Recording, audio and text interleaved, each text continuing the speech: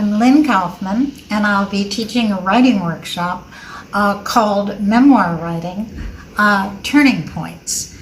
And I'll be teaching it on Zoom Thursday afternoons from 3 to 5. There'll be 6 sessions, and we will focus upon at least 4 major transition events in your own life, and ones in which major change happened, turning points, transitions that were meaningful to you.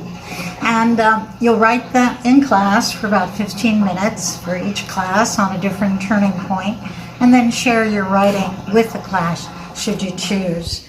And I'll also be teaching the kind of fundamentals of how to write an engaging short narrative.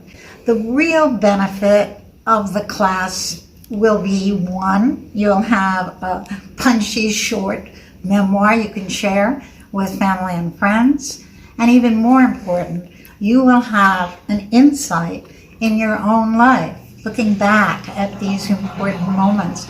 What were your strengths? What were the struggles? And then we'll look at them, maybe find a pattern that will be informative for you today and in the future. So please join me.